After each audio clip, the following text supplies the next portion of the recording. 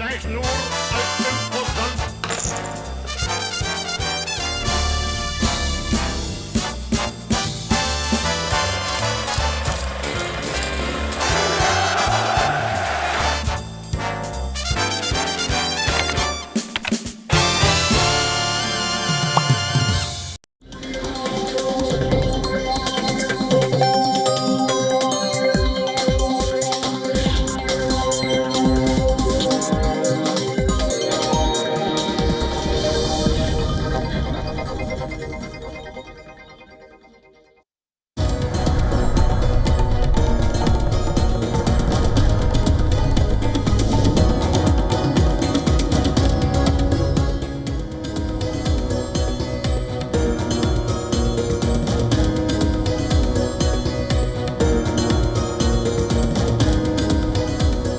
Welcome back, viewers. You're watching WION World is One. This is World DNA, the show that gets you ahead of the rest.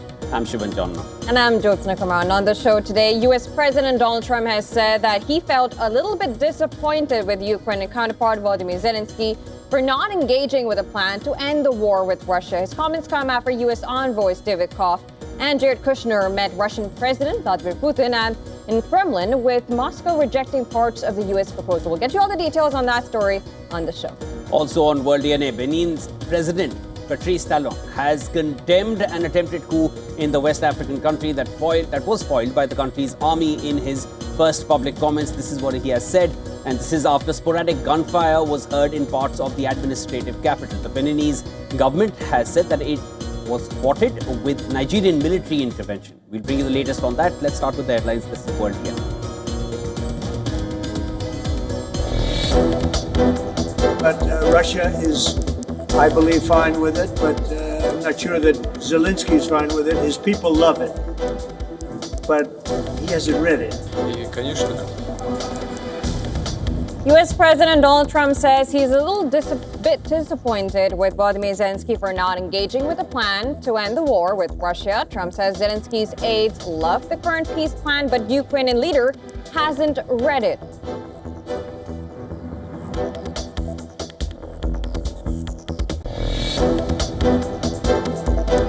Senior Hamas officials say the group is ready to discuss freezing or storing its arsenal of weapons as part of the ceasefire with Israel as US and others push for moving to the second stage of the Gaza peace agreement.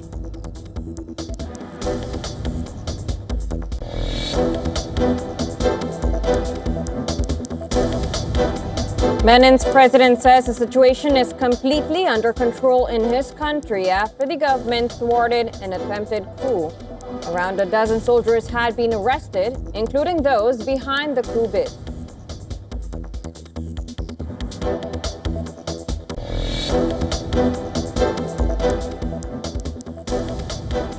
Thailand says it has launched airstrikes along its disputed border with Cambodia after both countries accused the other of breaching a ceasefire agreement. The border dispute had erupted into a 5-day war in July before a ceasefire deal signed in October.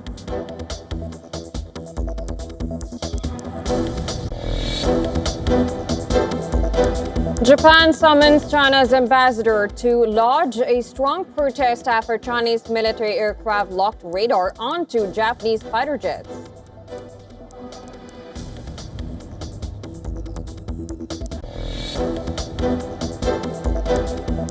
India's aviation regulator grants 24-hour extension to Indigo CEO to respond to its show-cause notice over operational disruptions. Indigo must provide an answer this evening.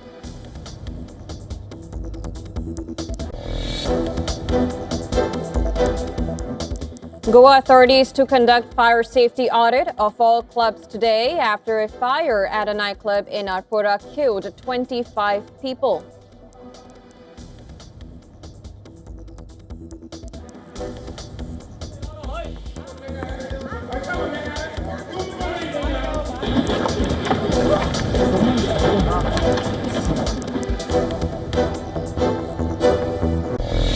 They have a very big market share. And when they have Warner Brothers, you know, that share goes up a lot. So I don't know, that's going to be for some economists to tell. And I'll be involved in that decision. US President voices skepticism over Netflix's proposed acquisition of Warner Brothers, warning the deal could create excessive market share and regulatory issues.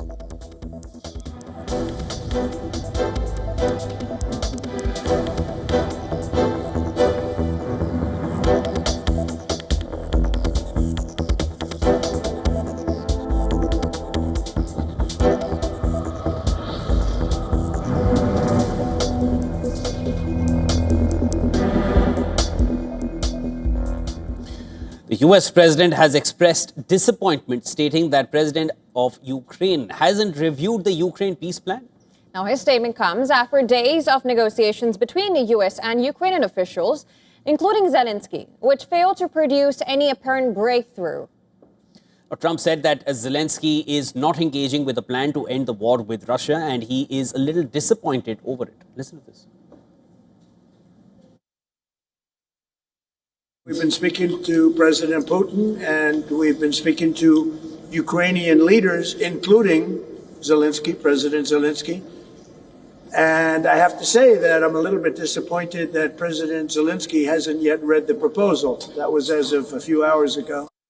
However, President Zelensky described his recent talks with U.S. Representatives Steve Witkoff and Jared Kushner as constructive, although not easy. He's expected to meet European leaders in London and Brussels to further discuss the ongoing peace process.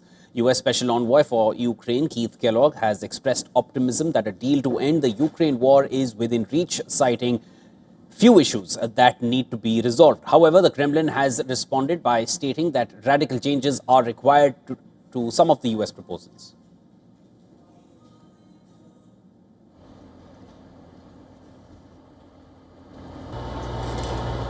And I think with the last 10 meters of trying to end this conflict, where it's at, I think we're really down to a couple of issues, and the issues that are one are on terrain, which is primarily Donetsk, which is the second oblast. You have Luhansk, Donetsk, and you call it Kherson, Zaporizhia and Kherson, and the Zaporizhia nuclear power plant, which is currently is in cold storage right now. But that is a huge nuclear power plant. If we get those two issues settled, I think the rest of the things will work out fairly well. Now, Kremlin has welcomed the new U.S. national security strategy, stating it's largely aligned with Russia's vision.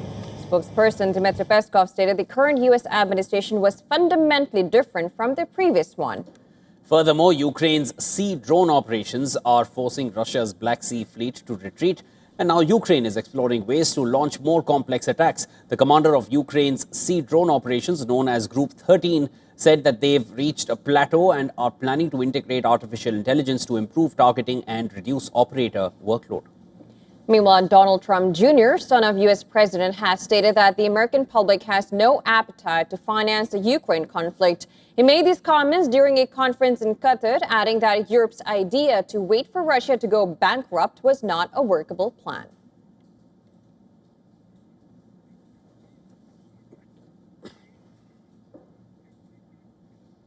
Moving on, there is a serious warning from the International Atomic Energy Agency.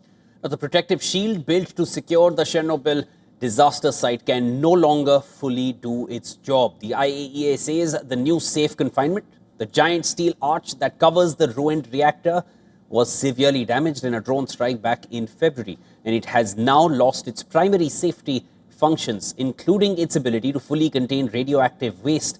Ukraine accused Russia of carrying out the strike on the 14th of February. Moscow denied it, but the impact was clear. The blast sparked a fire and damaged the protective cladding of the structure.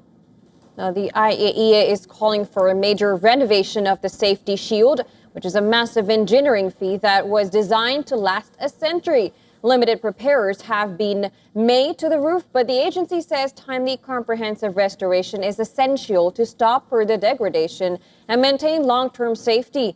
IAEA Chief Rafael Grossi has said that there is no permanent damage to the frame or to critical monitoring systems. And he adds that the agency, which maintains a permanent presence at the site, will continue supporting full restoration efforts. This is not the first time Chernobyl has been drawn back into the conflict. In the early days of the invasion in 2022, Russian troops seized the plant overran the facility and held the staff for weeks before eventually withdrawing and handing the site back to Ukrainian control. The new safe confinement, built between 2010 and 2019, is the largest movable land structure on Earth. Now, it is a 2.1 billion euro project funded by more than 45 countries. Its job is to cover the destroyed number 4 reactor and enclose its radioactive remains for the next 100 years. The need for that safety couldn't be more clear. Now, on April 26, 1986, an explosion ripped through reactor 4, spreading radiation across Ukraine, Belarus, Russia, and beyond. Well, more than 30 people were killed in the initial disaster, and decades later, communities nearby continue to suffer from the elevated cancer rates, birth defects, and long-term health impacts linked to the radiation exposure.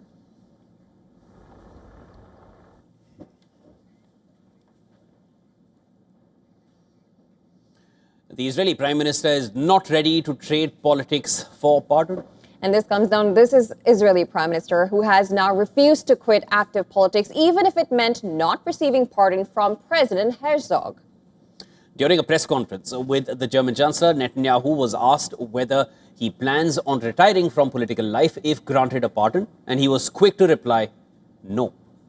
Last week, opposition leaders Yair Lapid and Naftali Bennett had asked Netanyahu to quit politics and admit guilt before he receives pardon. From here, I call on President Herzog. You cannot pardon him without an admission of guilt, an expression of remorse, and an immediate retirement from the political life. Netanyahu is facing a corruption trial. He has been under trial for the entirety of his current prime ministerial term, but now he wants a quick way out. He formally submitted a pardon request to President Herzog on the 30th of November. Now, since then, the request is sitting on the presidential desk. Herzog has so far remained undecided on whether to grant the pardon or not. He's facing pressure from Washington as well.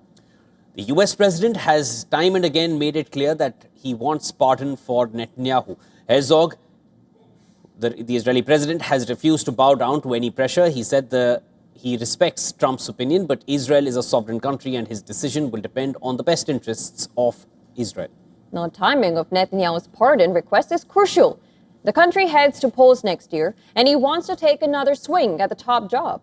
Now, corruption cases coupled with demands of accountability for the October 7th attack can adversely affect his rerun campaign.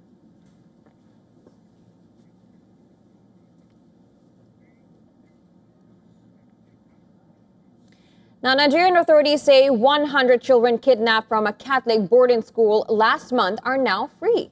According to a United Nations source, the children were brought to Nigeria's capital, Abuja, on Sunday and are expected to be handed over to Niger state officials today. Now, the abductions happened in late November when armed men stormed St. Mary's co-educational boarding school and carried off a total of 315 students and staff. Around 50 people managed to escape shortly afterwards, leaving roughly 265 still believed to be held. The release of 100 children has been confirmed by a presidential spokesperson.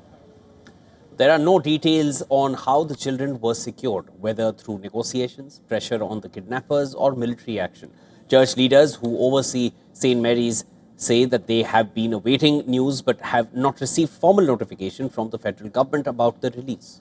Now, Nigeria continues to confront jihadist violence in northeast and heavily armed criminal gangs in the northwest. Now, authorities say it is still unclear which group carried out the St. Mary's attack. The wave of kidnappings also comes amid heightened diplomatic pressure from the United States. President Donald Trump has accused Nigeria of carrying out genocide against Christians and has threatened potential military action, claims the Nigerian government rejects. And these are claims that the Nigerian government rejects, and they stress that Nigeria's conflicts have killed both Christians and Muslims. Now, a decade after the Chibok schoolgirl kidnappings shocked the world, Nigeria's abduction crisis has hardened into a lucrative criminal enterprise. Some analysts worry Trump's comments may have emboldened armed groups, while others point out that Nigeria has seen similar kidnapping surges before.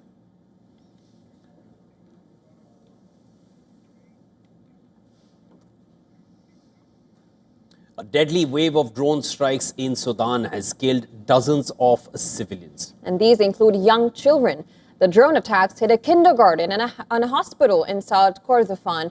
The African Union has condemned the violence, calling it a horrific escalation in an already devastating conflict. Officials say that 3 drone strikes hit the army-held town of Kalogi on Thursday. The first struck a kindergarten, the second hit a hospital, and the third targeted people rushing in to rescue injured children. Sudan's foreign ministry puts the overall death toll at 79, including 43 children. Authorities blame the attacks on Sudan's Rapid Support Forces and their allied SPLMN faction. This faction controls large parts of Sudan's South Kordofan and Blue Nile states. The African Union has sharply condemned the strikes. The AU chairperson Mahmoud Yusuf called the attacks repeated and escalating atrocities against civilians. He demanded an immediate ceasefire and an unhindered humanitarian access. Violence has surged since the RSF captured the city of El Fasher in late October. The UN says mass killings, sexual violence and forced displacements have followed the city's fall.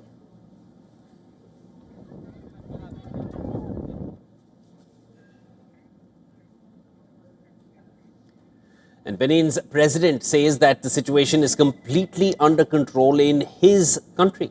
And this comes after the government thwarted an attempted coup thanks to loyalist soldiers. Earlier, a group of soldiers had announced on state television that they had ousted President Patrice Talon. Now, the attempt sparked a swift response from the loyal army forces, joined by airstrikes and troop deployments from neighboring Nigeria. Beninese military and security sources said that around a dozen soldiers had been arrested, including those behind the coup bid. This is the place for me to congratulate our defense and security forces as a whole for their sense of duty. I would also like to spare a thought for the victims of this senseless adventure, as well as for the people still being held by the fleeing mutineers. I assure them that we will make every effort to find them safe and sound. A small faction of Benin army attempted this coup. During their statement on national television, the group also announced the suspension of Benin's political parties. Now, the soldiers said they belong to a faction called the Military Committee for Refoundation. The Military Committee for Refoundation, CMR, which met on Sunday, 7th of December 2025 in Cotonou, deliberated and decided the following. Mr. Patrice Talon is removed from office as President of the Republic. And hours after the coup announcement, Benin's Interior Minister appeared on state television. He announced that the coup attempt had been foiled. In the early hours of this Sunday, 7th of December 2025, a small group of soldiers launched a mutiny with the aim of destabilizing the country and its institutions. In response to this situation, the Beninese armed forces and their leadership, loyal to their oath, remained committed to Republican values. Their response ensured control of the situation and foiled the attempt. But even as the events unfolded, the high offices of government, the streets of capital remained relatively calm, with the usual movement of traffic and people going about their daily lives as usual.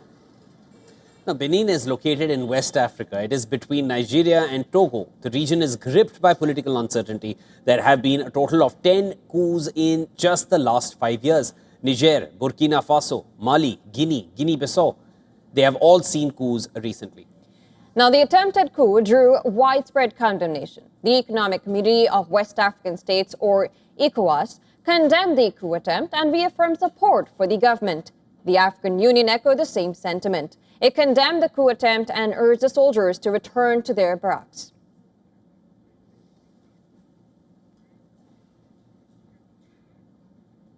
Now, the United Nations has made a strong appeal to Taliban authorities in Afghanistan, and it is to lift its ban on Afghan women working in UN offices. The UN says that the ban is now threatening critical life-saving services across Afghanistan. Since the Taliban returned to power in 2021, Afghan women have been barred from most public spaces, from jobs to parks, and from beauty salons to schools beyond the age of 12. Now, in September, a new restriction came into force. Women staff members were no longer allowed to enter UN premises. Today, the UN's Women's Agency spoke out. Susan Ferguson, who's the special representative in Afghanistan, said that the ban must be reversed. She added that the longer it stays, the greater the risk to essential operations on the ground. Now, several hundred women are believed to be affected.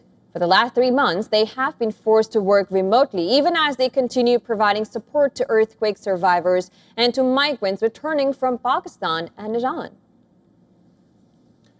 Ferguson called their role indispensable, stressing that only women staff can safely reach women and girls in need and provide assistance that is culturally appropriate. The Taliban has not responded to the UN's latest appeal. Meanwhile, earlier this year, the UN Refugee Agency suspended cash support for returning migrants, saying it could no longer interview or verify information for more than half of them because they were women.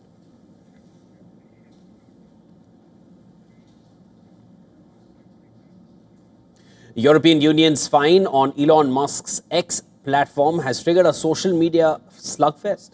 Now, Musk is now calling for the abolishment of the EU. He says that the move would allow governments to better represent their people. Well, earlier the European Union fined Musk's 120 million euros over its paid blue tick badges. Brussels argues that the paid blue tick can be deceptive as the platform is not verifying the identity of the person behind the account. Anyone can get a blue tick if they pay for it. The EU says that this makes users vulnerable to scams.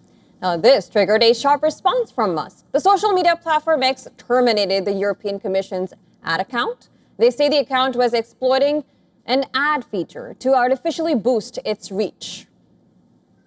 Musk also called the EU fine an attack on free speech, and he launched a meme attack on the EU. A series of posts attacking the EU were posted and then reposted on his X timeline. One of his posts said that he is serious about abolishing the European Union. He also reposted a meme that called the European bloc the fourth reach. And it's not just Musk. U.S. Secretary of State Marco Rubio had also lashed out at EU. In a post on X, Rubio said, and I'm quoting, "The European Commission's fine isn't just an attack on X. It's an attack on all American tech platforms and the American people by foreign governments. The days of censoring Americans online are over." Moscow is also keeping a close eye on the matter. Kirill Dmitriev, who is the head of Russia's state investment fund and a close aide of Vladimir Putin, also jumped into this. He pointed at a document outlining the national security strategy of the US. The document states that the continuation of present trends will make Europe unrecognizable in 20 years, referring to NATO chief Mark Rutte's earlier comment when he referred to Donald Trump as daddy. Dmitriev asked why the EU was attacking its daddy.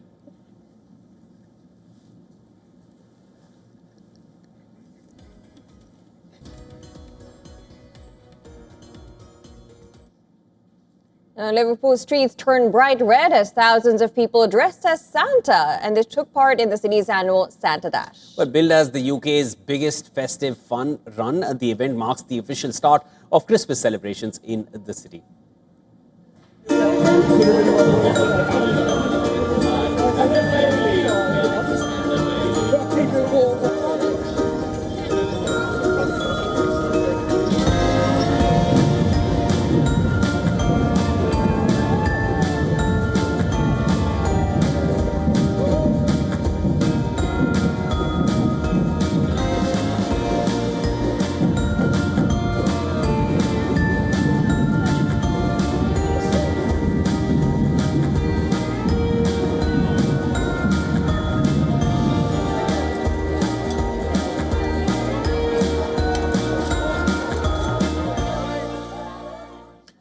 All right, it's time now for a short break, but this is World DNA. We will be back on the other side.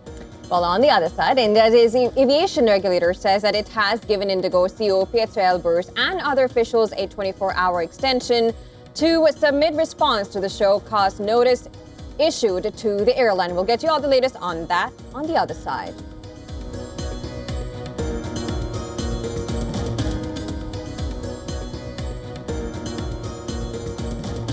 And also on the other side, Australia have taken a 2-0 lead over England in the Ashes. Michael Nestor's 5-wicket haul helped restrict England to just 241 in their second innings. We'll get you all the details on that story as well on the other side. Keep watching WION The World.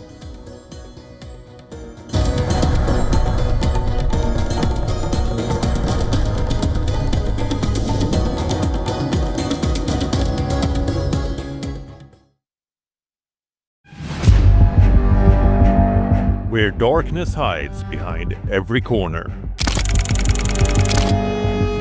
where the truth is stranger than fiction.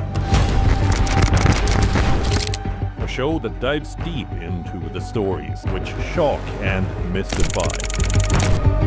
Unsolved murders, psychopaths who defy explanation, international war crimes, and millions swindled in financial fraud. The victims, the accused, and the sinister plot.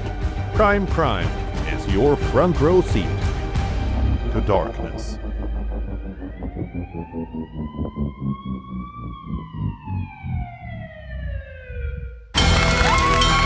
From the bustling trading floors of Wall Street to the vibrant exchanges of Asian stock markets, WION breaks it down for you to make sense of what's happening, as we reveal the key factors behind events, strategic battles, and the game-changing business decisions that shape the world.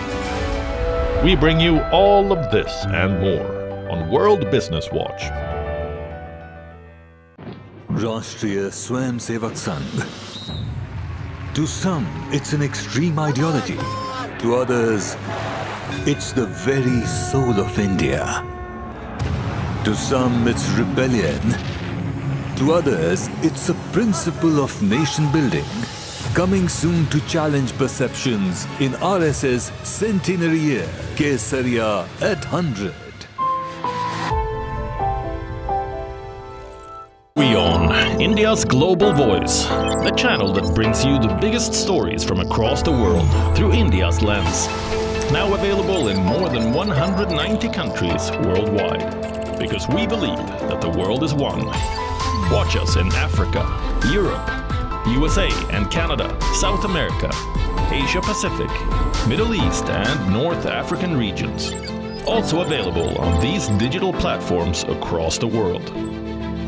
WION, World is One. From the bustling trading floors of Wall Street to the vibrant exchanges of Asian stock markets, WION breaks it down for you to make sense of what's happening, as we reveal the key factors behind events, strategic battles, and the game-changing business decisions that shape the world. We bring you all of this and more on World Business Watch. Where darkness hides behind every corner, where the truth is stranger than fiction. A show that dives deep into the stories which shock and mystify. Unsolved murders, psychopaths who defy explanation, international war crimes, and millions swindled in financial fraud. The victims, the accused, and the sinister plot. Crime is your front row seat to darkness.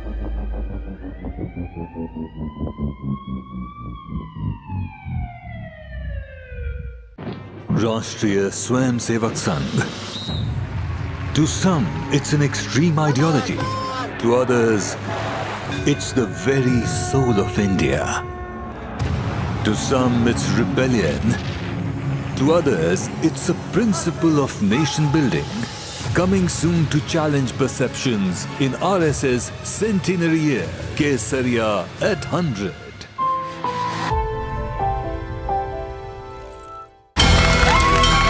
From the bustling trading floors of Wall Street to the vibrant exchanges of Asian stock markets, WION breaks it down for you to make sense of what's happening, as we reveal the key factors behind events, strategic battles, and the game-changing business decisions that shape the world. We bring you all of this and more on World Business Watch.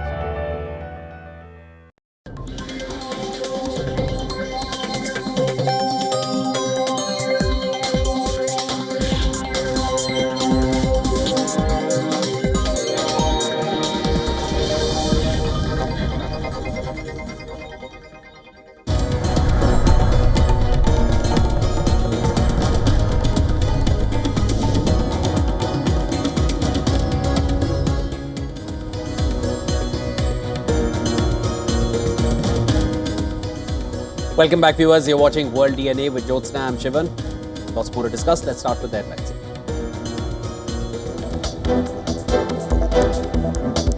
Thailand says it has launched airstrikes along its disputed border with Cambodia after both the countries accused the other of breaching a ceasefire agreement. The border dispute had erupted into a 5-day war in July before a ceasefire deal signed in October.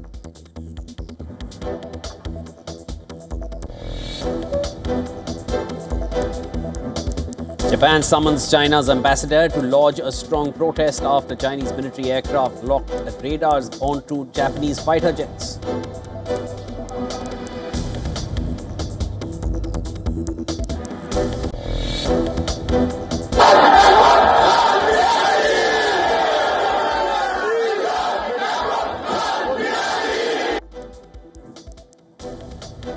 The Pakistan Tehreek-e-Insaf Party holds massive political gathering in Peshawar after the army accused its jail leader Imran Khan of being mentally ill and a security threat to the country.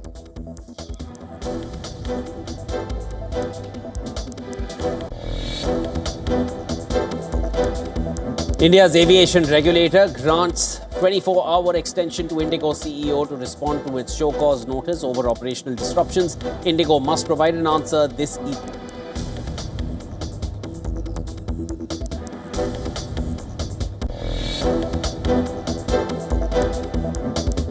Goa authorities to conduct fire safety audit of all clubs today after a fire at a nightclub in Arpora killed 25 people.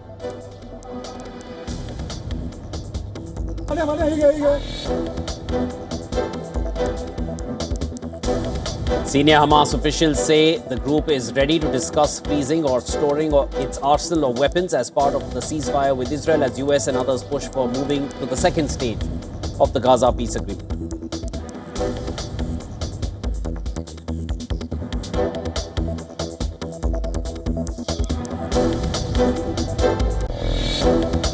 But Russia is, I believe, fine with it, but I'm not sure that Zelensky is fine with it. His people love it, but he hasn't read it. U.S. President Donald Trump says he is a little bit disappointed with Volodymyr Zelensky for not engaging with a plan to end the war with Russia. Trump says Zelensky's aides love the current peace plan, but Ukrainian leader has not read it.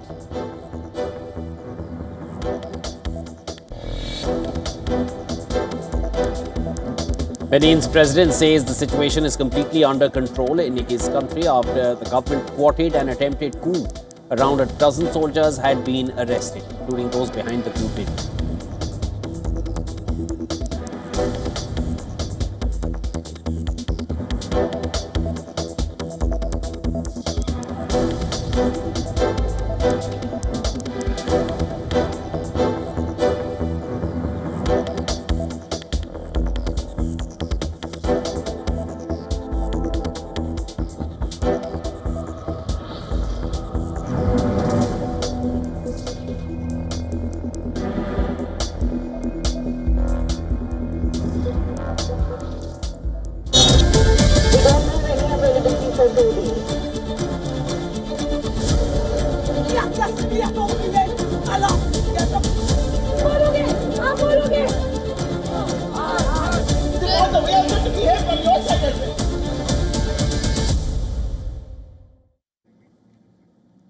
India's aviation regulator says that it has given Indigo CEO and other officials a 24-hour extension to submit response to the show cause notice issued to the airline. The domestic carrier, which continues to face widespread disruptions even on its 7th day, has to respond by 6 p.m., that is today. Amidst the action by the government, Indigo has said that it has cleared 610 crore rupees so far against cancelled or severely delayed flights and has delivered 3,000 pieces of baggage to passengers across the country as of Saturday. Indigo has further stated that it operated 1,650 flights of its 2,300 daily domestic and international flights on Sunday after massive 5-day disruptions. In its latest statement, Indigo said that it is establishing further significant and sustained improvements across the network. The airline said that it expects operations to stabilize by December 10th. The private carrier had earlier said that it has formed a crisis management group to monitor the crisis. It added that it is doing everything possible to take care of the challenges faced by the passengers.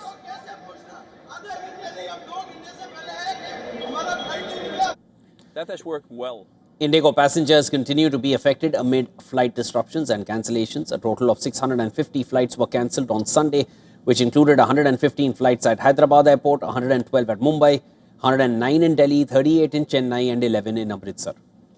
Delhi Airport's operator GMR has issued an advisory saying Indigo flights may still experience delays.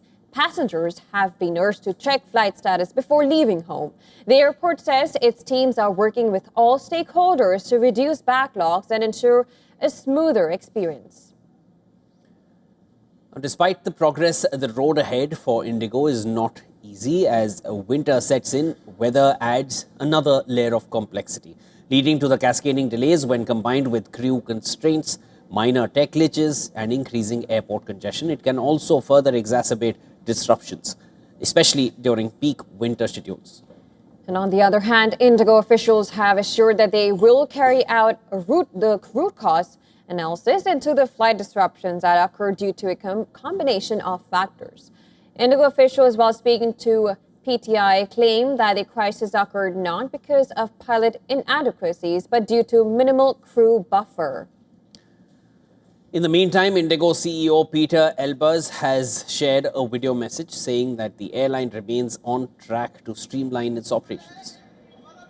My earlier messages, I conveyed we would be rebooting the system Friday, take a significant number of cancellations and start afresh on Saturday. That has worked well by operating some 1,500 flights yesterday as compared to only 700-ish on Friday.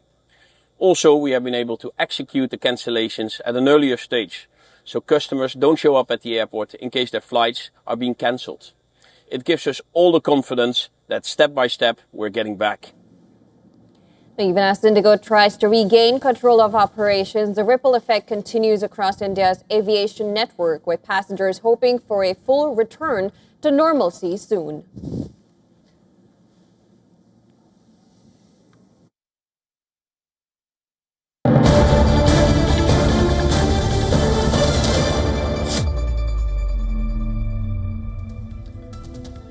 And there are more details coming in on the Thailand-Cambodia clashes, which seem to have resumed. Thailand's army has claimed that one Thai soldier was killed. And of course, several others have been wounded in this fresh border clashes with Cambodia.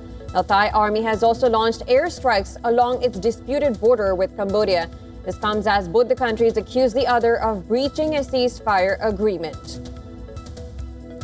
Thai army spokesperson claimed that Cambodian troops fired on Thai forces early on Monday morning, resulting in one soldier killed and 4 wounded. And on the other hand, Cambodia's defense ministry said that Thai forces launched an attack on Cambodian troops in 2 border provinces, claiming that Cambodia had not retaliated.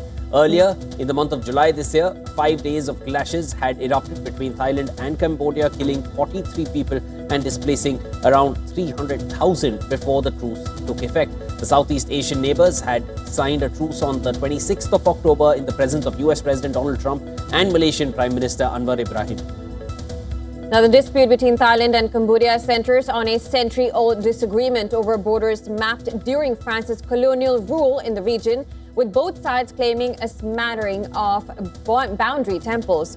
Now, for now, the details that are coming in is that the Thailand and Cambodia clashes have now erupted again. Thailand's army has claimed that one Thai soldier was killed in these clashes and several others wounded in fresh border clashes with Cambodia. Thai army has also launched airstrikes along its disputed border with Cambodia, and this comes as both the countries accuse the other of breaching a ceasefire agreement.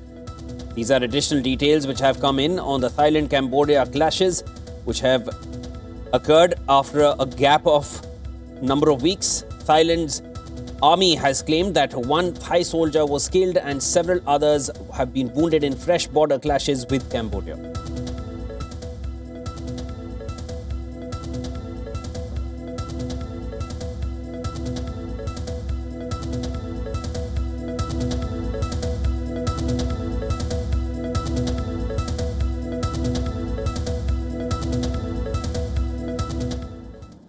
And tensions are rising in the Indo-Pacific once again. Japan has accused Chinese fighter jets of directing their fire control radars at Japanese jets. Now, this is at its military aircraft near Okinawa. Now, Japan says the confrontation unfolded on Saturday when Chinese J-15 fighter jets launched from the carrier Liaoning intermittently directed their fire control radar at Japanese F-15s patrolling the southeast of Okinawa. And Japan calls the incident dangerous and unacceptable. Beijing, however, denies the charge and blames Tokyo instead.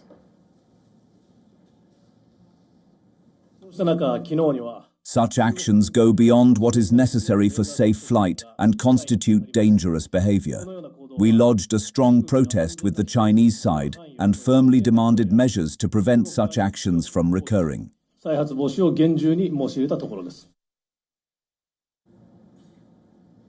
Australia has also waded into the controversy. Canberra has called the whole China-Japan episode deeply concerning. This was when Japan's defense minister met his Australian counterpart in Tokyo. Australia's defense minister, Richard Marles, said that his country has also faced troubling encounters with China's People's Liberation Army. And both the defence forces of Japan and Australia are engaged in the work of asserting the global rules-based order, which is fundamentally important for the peace and security of the Indo-Pacific and for the maintenance of a free and open Indo-Pacific. Meanwhile, China has accused the Japanese aircraft of repeatedly approaching and disrupting its pre-announced carrier training east of the Miyako Strait. Beijing has urged Tokyo to stop slander and restrain frontline operations.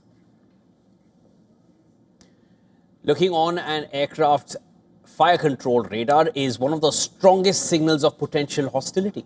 Now, locking it on another military aircraft usually indicates the possibility of a missile launch and forces the targeted plane to take defensive measures.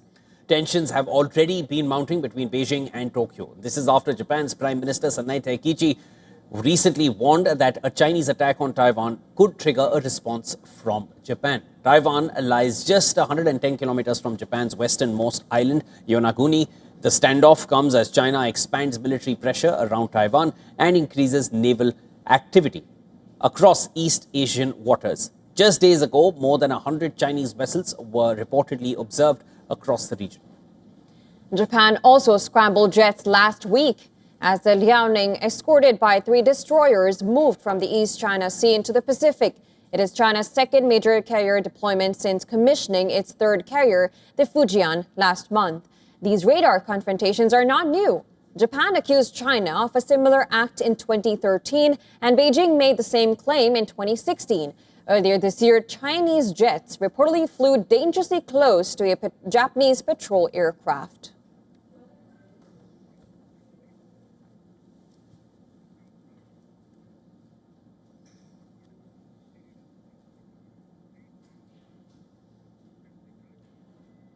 Bangladesh's famed Tanga sari weavers, known for their handmade craftsmanship and vibrant colors, of course, they're very well known about that. And the weavers are hoping UNESCO recognition will revive their fading fortunes. Families now fear the craft may disappear unless the heritage tag brings new life. More in this next report. Take a look.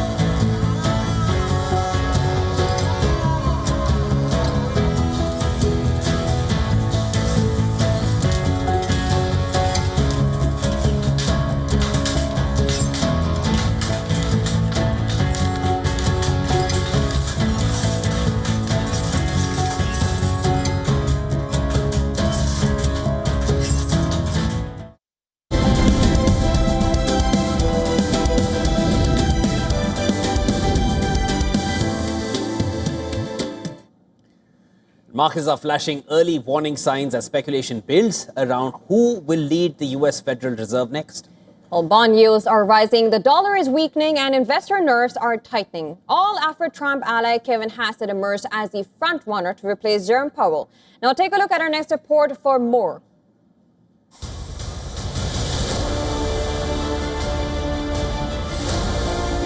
Markets are turning cautious as investors react to growing expectations that Kevin Hassett, a close ally of Donald Trump, could become the next Federal Reserve chair.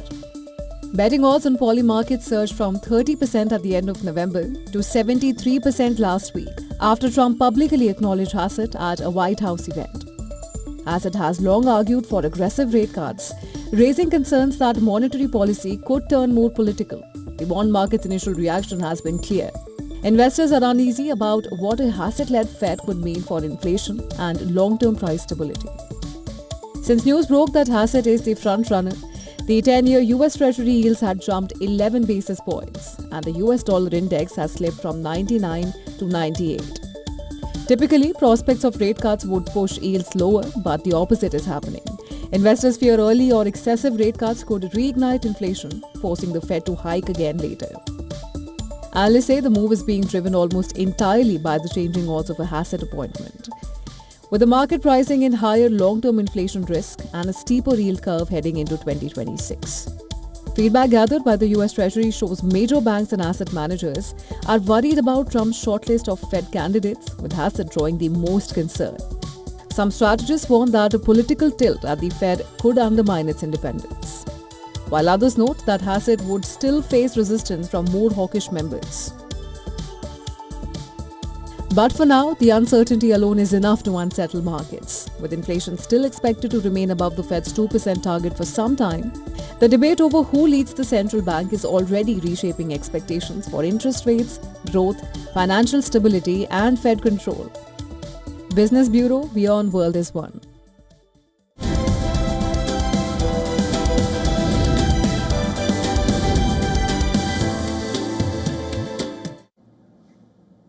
And the fabled city of Pompeii was eventually rediscovered, excavated, and a repository created to preserve its relics.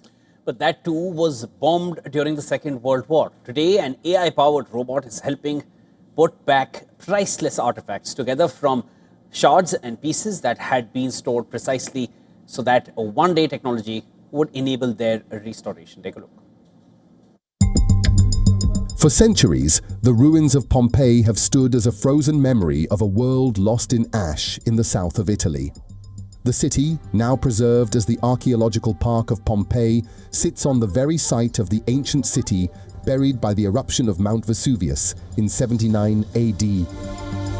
Its frescoes, once bright with color and myth, were found in fragments, some damaged during the eruption, others weakened by time, and many more shattered later when war and neglect took their toll. Some pieces even ended up in storage after World War II, bombing damaged preserved collections, leaving thousands of tiles without a match. In this excavated city, among temples, homes, and ash-locked streets, a robot has now stepped in to piece the puzzle together. Built under a European Union project called Repair, the machine is a collaboration between archaeologists, historians, AI and robotics experts. What they have created is part machine, part puzzle solver, part art detective. The robot's arms move with almost human sensitivity. Its flexible hands come in two sizes, capable of gripping the most delicate surfaces without any risk of damage. Its vision system scans each shard of paint and plaster, searching for clues not visible to the human eye. Even so, the repair team wasn't going to take any risks. Work first began with replicas, artificial copies of fragments. While roboticists built the hardware, experts in artificial intelligence and machine learning built systems that could read colors and patterns invisible to the human eye. They trained algorithms to recognize the shapes of ancient brushstrokes, to find edges that belonged to each other, and to do it even when the original image is no longer discernible. The result is a process that works like a giant jigsaw puzzle without a box. Multiple puzzles mixed together, pieces missing, no final picture to guide, and yet, through pattern, color, and computation, the robot begins to identify patterns and, in a sense, the larger picture. A city that was famously destroyed in a single day is slowly being rebuilt through a collaboration that spans universities, engineering labs, and artificial intelligence.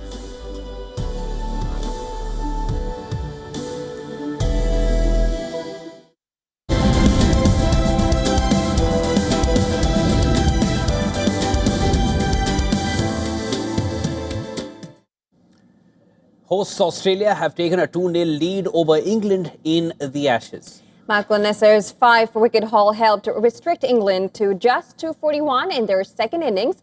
Now Australia then chased down the 65-run target in just 10 overs. England resumed day 4 on 134 for 6. Captain Ben Stokes and Will Jacks took a more measured approach, leaving balls outside of rotating strike and shelving the usual baseball aggression. Now, England managed just 28 runs in the first hour and only passed Australia's first innings deficit 96 minutes into the session. Scoring 59 runs in the 2 hours, the partnership continued to frustrate the Australians until a moment of brilliance from Steve Smith, who took a stunning catch to remove Jacks for a 92-ball 4. And that sparked England's collapse. The final 4 wickets fell for just 17 runs as England were bowled out for 241. Chasing 65, Australia never looked under pressure. They did lose Travis Head and Marcus Labuschagne early, but Captain Steve Smith and Jake Weatherall, they guided the hosts home comfortably. There were unexpected late fireworks when Smith and Jofra Archer had a war of words, but that hardly mattered as Smith finished off the game in style, launching Gus Atkinson for a huge 6 over square leg. The result leaves Ben Stokes' side 2-0 down, and they must now win all 3 remaining tests to regain the Ashes. But history is not on their side. England have never come back from a 2-0 down to win an Ashes series. Yeah, I mean, the adrenaline was pumping at the end there. Obviously, we didn't need too many to win, and Joff was bowling pretty quick, had a short boundary behind me, and I thought, why not just try and get up and under a few and put a few in the stand, and yeah, fortunately hit the middle of the bat on a couple of occasions. So, it was a huge win. Obviously, great to go 2-0 up. It's been a wonderful couple of weeks for the team. I think we've played some sensational cricket. We've identified moments in the game and made the most of them. So, it's been good fun. And with that, we call her up to World Dinner for today. Will Oswald is lined up on the other side of this very short break. We leave you with some climate stories that have been making headlines across the world. Thanks for watching. Stay tuned. You're watching WION The World.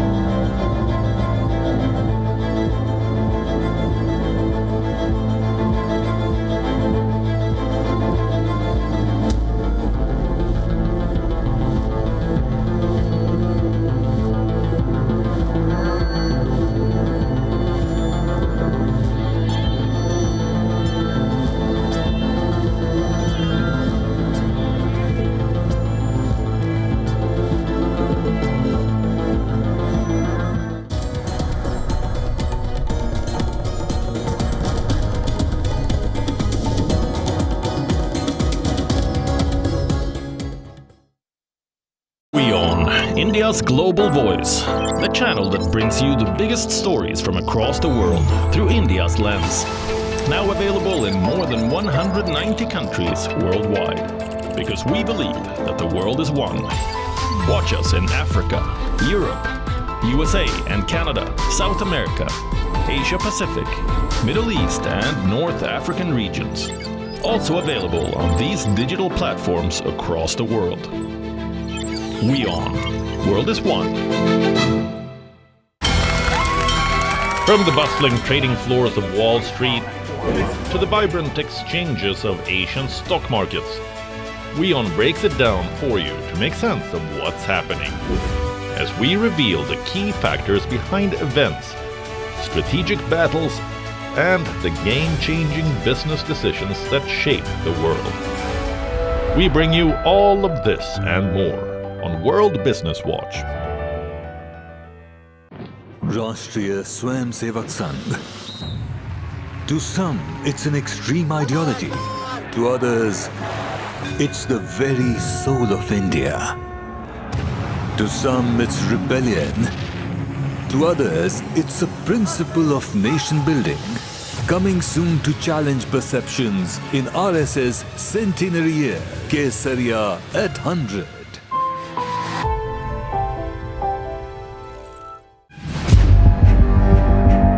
Where darkness hides behind every corner.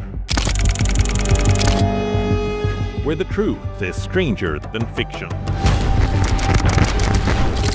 A show that dives deep into the stories which shock and mystify. Unsolved murders. Psychopaths who defy explanation. International war crimes. And millions swindled in financial fraud. The victims, the accused, and the sinister plot. Crime is your front row seat to darkness.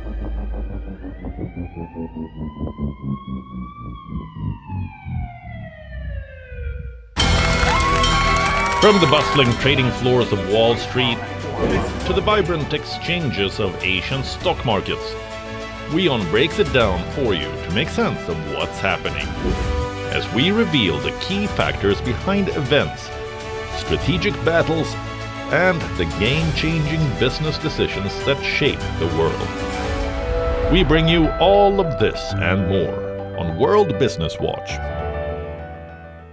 WION, India's global voice, the channel that brings you the biggest stories from across the world through India's lens. Now available in more than 190 countries worldwide, because we believe that the world is one. Watch us in Africa, Europe, USA and Canada, South America, Asia-Pacific, Middle East and North African regions. Also available on these digital platforms across the world. WION, World is One. Rashtriya Swayamsevak Sangh. To some, it's an extreme ideology. To others, it's the very soul of India. To some, it's rebellion. To others, it's a principle of nation building, coming soon to challenge perceptions in RS's centenary year, Kesariya at 100.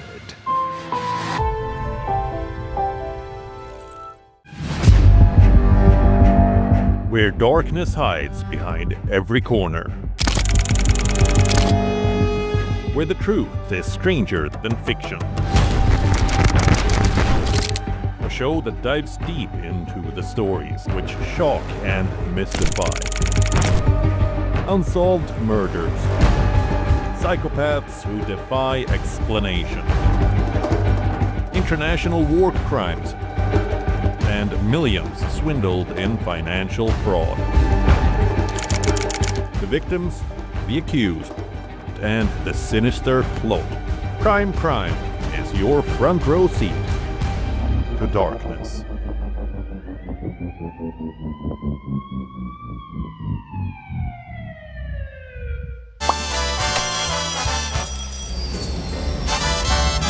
Vielleicht nur als Imposant.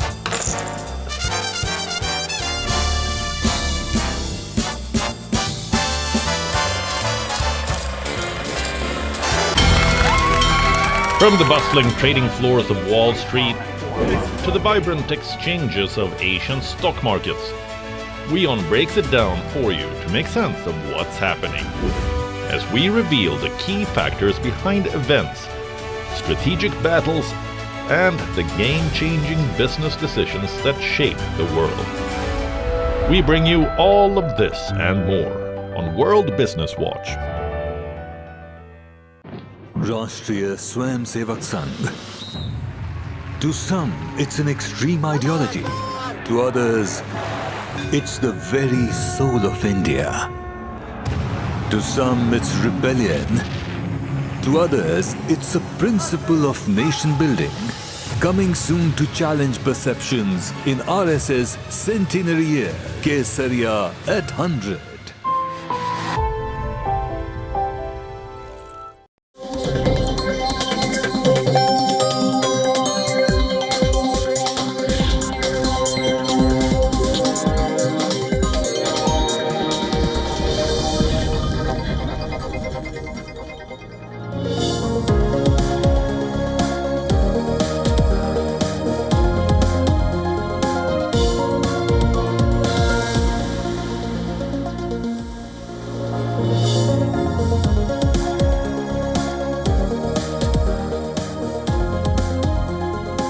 Welcome back to WION World is One. You're watching Speed News with me, Vidur Kathuria. Let's get started.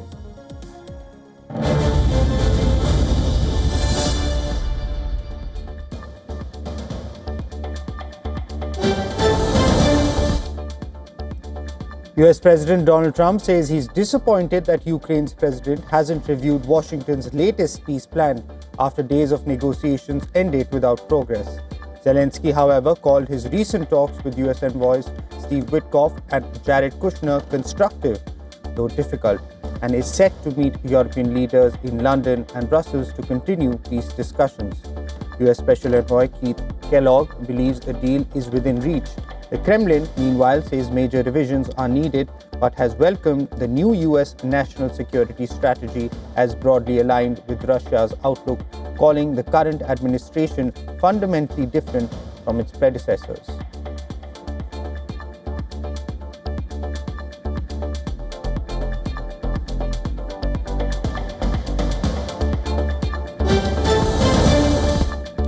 Nigerian authorities have confirmed that 100 children kidnapped from a Catholic boarding school last month have been freed. The children were brought to the capital, Abuja, on Sunday and are expected to be handed over to local officials today. The abductions occurred in late November when armed men stormed St. Mary's School, taking 315 students and staff. Around 50 managed to escape, leaving about 265 still in captivity. While the release of the 100 children has been confirmed, details on how they were freed remain unclear.